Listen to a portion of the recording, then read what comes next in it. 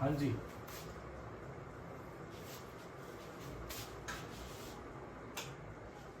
तो अभी जो हम स्टार्ट कर रहे हैं आज अपने कर रहे हैं लेंस सूत्र। लेंस सूत्र ज्ञात करेंगे। लेंस सूत्र को ज्ञात करने से पहले आप ये देख लो भी लेंस सूत्र ज्ञात कैसे करना है। ये बना दिया आपने लेंस। हम लेंस सूत्र ज्ञात करेंगे उत्तल लेंस से। हम लेंस सूत्र ज्ञात करेंगे बेटा उत्तल लेंस से। हमें लेंस सूत्र ज्ञात करना है। ये देखो, ये बना दिया हमने, मुख्य अक्ष बना दिया। यहाँ पे बनाया हमने बिंब। बिंब से गई प्रकाश की किरण। ये मैंने सारा आपको लास्ट इससे पीछे वाले लेक्चर के अंदर सब कुछ समझाया हुआ है। बिंब से गई प्रकाश की किरण। ये प्रकाश की किरण यहाँ पे क्या बनाया बताओ, अभिलंब बना दिया हमने। अभिलंब बनाने के बाद ये बिंब की किरण गई है ऐसे, अभिलंब के पास जाएगी। इसके बाद फिर से इसका क्या होगा बताइए, अपवर्तन होगा। और अपवर्तन होने के बाद यहाँ पे इसकी क्या बनेगी बताओ, प्रतिबिंब बनेगा। लेकिन ये तो फाइनल प्रतिबिंब हुआ, ये तो फाइनल प्रतिबिंब हुआ। यहाँ पे क्या हुआ, यहाँ पे जब एक बार अपवर्तन होता है तो एक प्रतिबिंब बनता है। तो यहाँ वाला प्रतिबिंब क्या बना, I1। और वो जो I1 प्रतिबिंब है इस वाली सरफेस के लिए, इस वाली सरफेस के लिए किसका काम करेगा, ये बिंब का काम करेगा। मतलब I1 प्रतिबिंब भी है और I1 बिंब भी है। I1 प्रतिबिंब किसके लिए है, प्रतिबिंब इस सरफेस के लिए है। I1 बिंब किसके लिए है, बिंब इस सरफेस के लिए।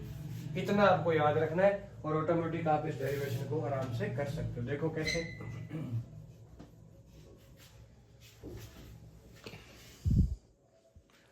पहले हमने स्टार्ट करा। देखो ये रहा आपके पास गोलीय दर्पण, गोलीय लेंस। आपने इस सरफेस से स्टार्ट करा, इस सरफेस से। ये सेम टू सेम चीजें आपको पता ही है, ठीक है। अच्छा, यहाँ पे क्या हो गया, बिंब। ये क्या होगी बताओ, आपतित किरण होगी। इसका अभिलंब किधर बनेगा, इस साइड बनेगा। ये बन गया, इसका क्या बन गया बेटा, अभिलंब बन गया। बहुत बढ़िया भाई, चलो। अच्छा, अभिलंब और आपतित किरण के मध्य कोण क्या हो गया, आई। इस बार आई को I1 बोल दो, ठीक है। और यहाँ पे हमने क्या कर दिया, एक लंब डाल दिया। इस लंब का नेम क्या हो गया, एन। इस पॉइंट का नाम होता है P। इसका नेम क्या हो गया, N नेम हो गया। अच्छा, ये क्या होता है बोलो, वक्रता त्रिज्या। वक्रता केंद्र को बोल दिया, क्या बोल दिया, C1 बोल दिया। इस पॉइंट को नाम P1 बोल दिया, क्योंकि ऐसे दो डायग्राम बनेंगे अपने पास। और ये क्या होगा, ये कौन सा माध्यम होगा, ये होगा रेयर माध्यम यानी कि विरल माध्यम। ये वाला कौन सा माध्यम हो गया, ये सघन माध्यम हो गया, N2 सघन को बोलते हैं, ठीक है। तो जब विरल से सघन जाएगी तो अभिलंब की तरफ जाएगी। अभिलंब की तरफ जाने के चक्कर में यहाँ पे बना ली इमेज। ये प्रतिबिंब होगा बेटा आपके पास I1। और अपवर्तित किरण और अभिलंब के मध्य जो कोण होगा वो क्या होगा, R। R को R1 बोल दो, सिंपल एज दैट। चलिए इसको हल करना, इसको हल करना आपको आता ही है। क्या होता है बोलो, साइन I1 बटा साइन R1 बराबर क्या होगा बोलो, रे कौन से माध्यम में जा रही है, N2 में जा रही है। आई कहाँ से है, 1 से आई है। कैसे लिखोगे बेटा, N2 बटा N1 लिख दिया।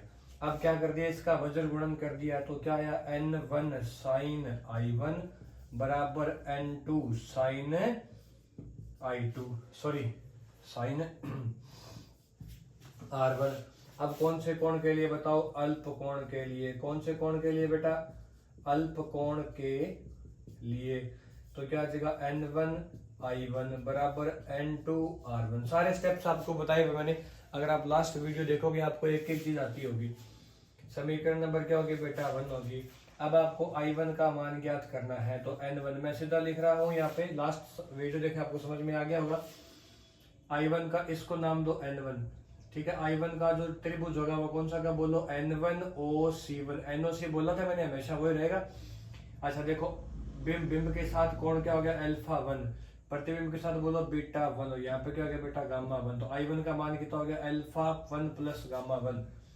क्या लिखा, अल्फा1 प्लस गामा। इस वीडियो को समझने के लिए आपको पीछे वाली वीडियो जरूर देखनी पड़ेगी। पहले वो वीडियो देखोगे, उसके बाद आपको फटाफट समझ में आ जाएगी, ठीक है।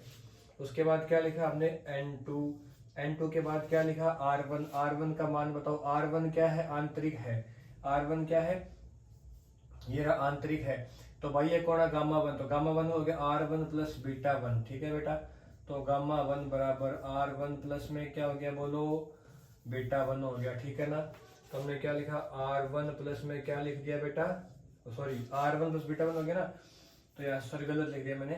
R1 का मान कितना हो गया, गामा1 माइनस बीटा1। तो आपने क्या लिखा बेटा, गामा1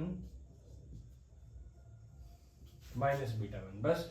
अब इन सबका मान पुट कर दो भाई, बोलो क्या मान आएगा, बोलो n1, क्या लिखा आपने बेटा n1, अल्फा 1 बोलो n1p1, n1p1 अल्फा क्या है, बिंब है, बिंब क्या होगा p1o, ये रहा भाई p1o, ठीक है, प्लस में क्या गामा 1, ये रहा n1p1 alpha beta gamma, gamma क्या हो गया बोलो, गामा गामा गामा गामा हो गया बोलो वक्रता त्रिज्या, तो क्या हो गया बेटा p1c1 बराबर क्या लिखा बेटा आपने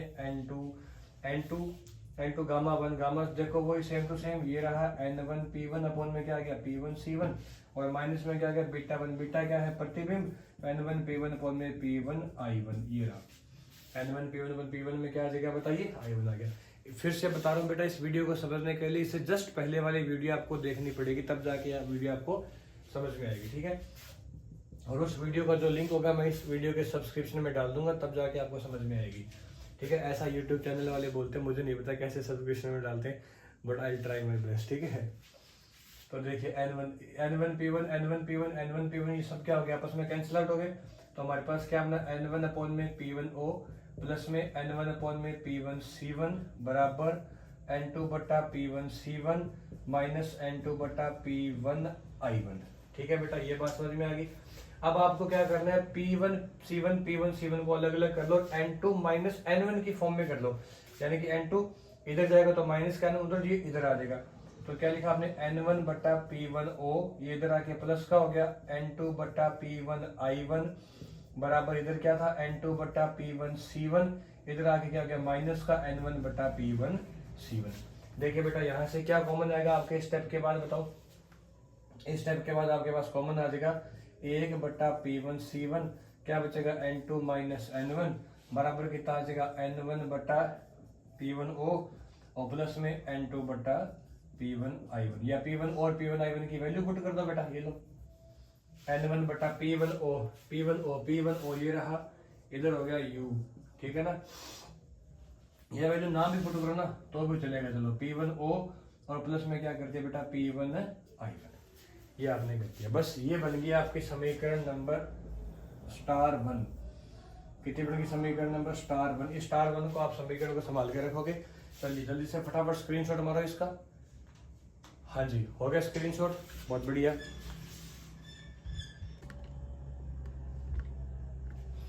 हाँ जी, अभी क्या होगा, अभी आपके पास इस सरफेस से तो आपने कर लिया, अभी हमने इस सरफेस से करना, देखो ये वाली सरफेस, अब इसके अंदर जो बिंब होगा, बिंब जो पहले वाली के अंदर जो प्रतिबिंब था वो इसका बिंब है, तो वो रे कहां से आ रही थी, वो रे यहां से आ रही थी ऐसे करके। अब इसको क्या करोगे आप, ये आपतित किरण ये होगी क्योंकि ऐसा था, देखो ऐसा था, तो उसको रे को ऐसे आके रे ऐसे गई है, ऐसे आके ऐसे इसका क्या हो गया अपवर्तन हो गया, अपवर्तन होने के बाद में रे आई ऐसे ही है, ठीक है। अब क्या करोगे आप, ये रे आ गई, अब इस रे को यहाँ तो आप बिंब शो कर नहीं सकते, ठीक है ना, और बिंब क्या है पहले वाले का प्रतिबिंब जो i1 था ना वही तो है, वही तो लाइन है, इसी लाइन से तो क्या बन रहा था i बन रहा था, लेकिन बीच में ये सरफेस एक और आ गई, तो हमने क्या बनाना पड़ेगा बेटा, यहाँ पे बनाना पड़ेगा बिंब बनाना पड़ेगा, बिंब बना दिया हमने, क्या बना दिया बेटा C2 बना दिया, इस पॉइंट का नेम क्या हो गया n2, यहाँ पे एक परपेंडिकुलर रो डाल दिया, नेम क्या हो गया बताओ P2। डायग्राम दिख रहा है साफ, डायग्राम दिख रहा, थोड़ा सा डायग्राम बड़ा बड़ा, क्यों डायग्राम पे ही सारा क्वेश्चन है बेटा। ये देखो ये आ रही थी रे, ठीक है ना, यहाँ पे आपने क्या बना दिया बेटा बिंब बना दिया, इसका नेम क्या हो गया, वक्रता केंद्र का नाम क्या हो गया बेटा C2 नाम हो गया, ठीक है, और इस पॉइंट का नेम क्या हो गया n2 हो गया, यहाँ से आपने क्या करा बेटा परपेंडिकुलर नाम डाल दिया, इसका नाम हो गया P2 हो गया। अब ये जो रेखा है ये क्या जाएगी अभिलंब से दूर जाएगी, क्योंकि ये वाला माध्यम कौन सा हो गया n2 डेंसर, ये वाला माध्यम कौन सा हो गया n1 रेयर हो गया। अभी क्या अभिलंब से दूर जाएगी, सघन से विरल में जाती है ना, अभिलंब से क्या जाती है दूर जाती है, यहाँ पे आ गई, यहाँ बन गई इसकी फाइनल इमेज, ये बनी है फाइनल इमेज। लेकिन अब बिंब कहाँ पे शो करें, बिंब यहाँ थोड़ी शो करेंगे, बिंब तो पहले वाले का प्रतिबिंब है वही है, लेकिन इसको हम क्या करेंगे पीछे मिला लो, इसको हमने क्या करा बेटा पीछे मिला दिया, ये आपका हो गया बिंब। बात समझ में आई, जो इसका जो बिंब है ना वो पहले वाले का क्या था प्रतिबिंब था, बस इतनी सी बात समझ में। अब देखो बिंब के साथ कोण क्या बनेगा बताओ α2, इसके साथ बोलो β2, इसके साथ बोलो γ2। बात खत्म यार, क्वेश्चन सोल्व करो, कुछ बचा ही नहीं अब तो। चलिए इसको सोल्व कैसे करोगे आप बोलो, अच्छा आई और आर देखो, ये रही आपतित किरण, ये रही आपतित किरण, और ये रहा अभिलंब, इसके बीच का कोण क्या हो गया बताओ, I2 हो गया। और ये रही परावर्तित किरण और ये रहा अभिलंब, ये वाला कोण क्या हो गया बताइए, R2 हो गया। सिंपल है दैट यार। क्या करोगे बेटा, साइन I2 बटा साइन R2 बराबर n, कहां जा रही है 1 में, कहां से आई है 2 से, तो n1 बटा n2। चलिए अब क्या हो, n2 साइन I2 बराबर n1 साइन R2। ठीक है, क्या लिखोगे, n2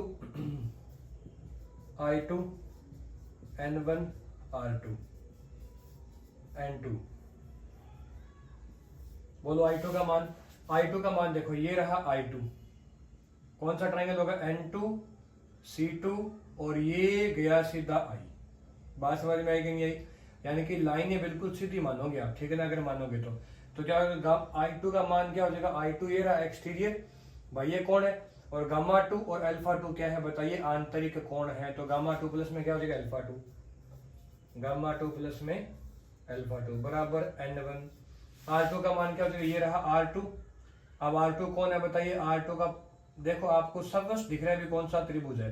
R2 क्या हो गया भाई, ये अल्फा 2 गामा 2 प्लस बीटा 2 हो गया आंतरिक, तो गामा 2 प्लस में क्या लिख दिया मैंने, बीटा 2, खत्म हो गया। चलिए अब आप इसका मान पुट कर दो, देखो बेटा n2 अल्फा गामा 2, गामा ये n2 p2 by p2 c2 plus alpha 2 n2 p2 common रहेगा अपने पास, अल्फा क्या होता है, बिंब होता है, बिंब कहाँ पे, ये रहा, तो p2 plus I1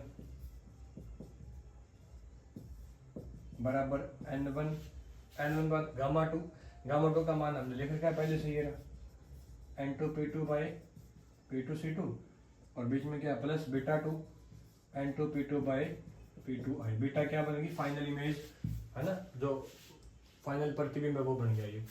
n2 p2 सारी टर्म आपस में काट दो, तो क्या बचेगा n2 बटा p2 c2 प्लस n2 बटा p2 I1 बराबर n1 बटा p2 c2 प्लस n1 बटा p2 I।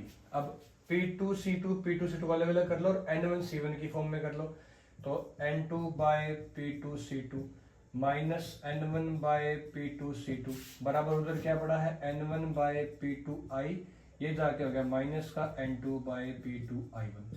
ये हो गया आपकी समीकरण नंबर *2। बस बात ही खत्म बेटा, क्वेश्चन खत्म हो गया, अभी कुछ भी नहीं बचा।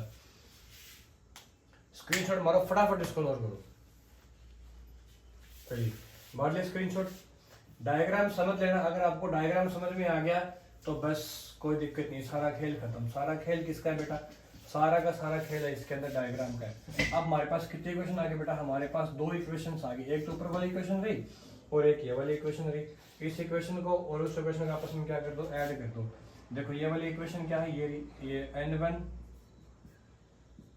p2 I minus n2 p2 I1 बराबर 1 बटा p2 c2 कॉमन आ गया और n2 माइनस n1, समीकरण नंबर *2।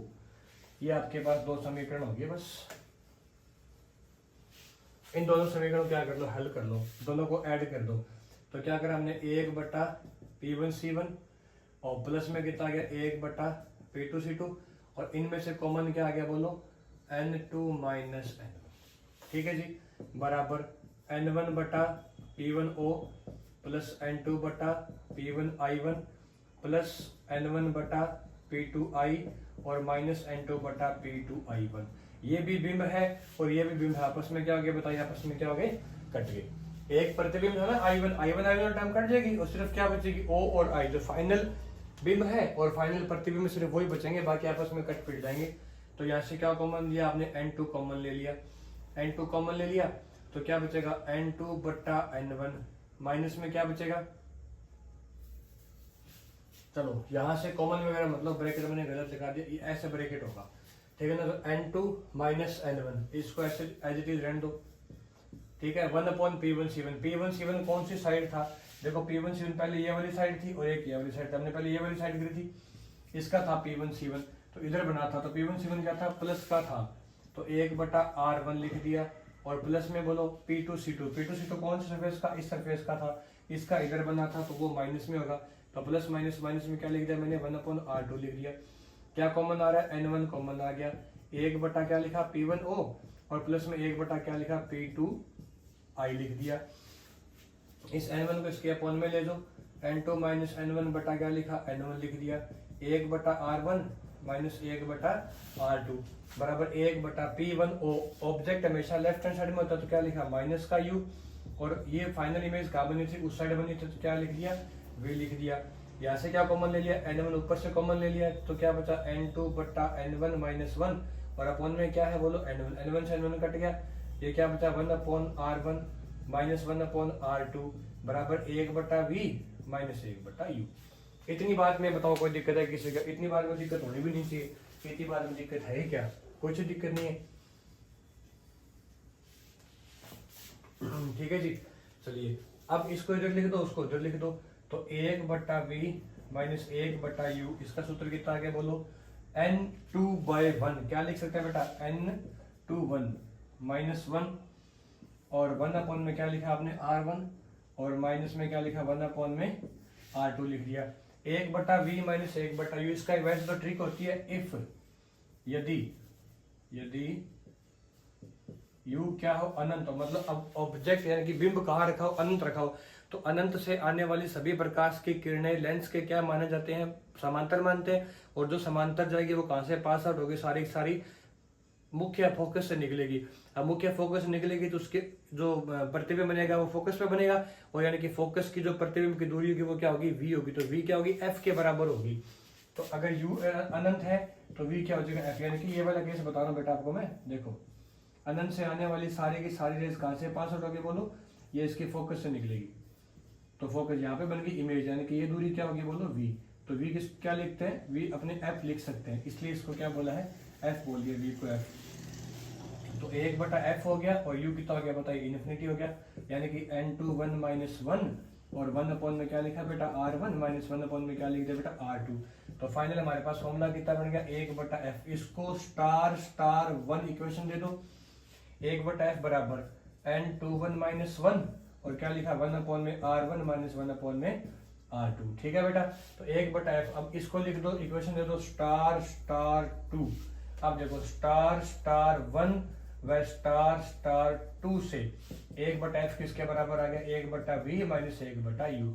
चलिए एक फॉर्मूला, ये तो होता है लेंस फॉर्मूला, और ये वाला फॉर्मूला होता है लेंस मेकर्स फॉर्मूला, और ये फॉर्मूला भी क्या होता है लेंस मेकर्स फॉर्मूला। चलिए भाई साहब 3 फॉर्मूले, जय श्री राम, फटाफट से हटा दिए। ठीक है बेटा, ये लेंस मेकर फॉर्मूला आपका सीबीएसई बोर्ड के अंदर, चाहे आरबीएसई बोर्ड हो, 5 नंबर का पक्का आएगा, लेकिन इसको पढ़ने से पहले आपको पहले वाली 2 वीडियो जरूर देखनी होगी।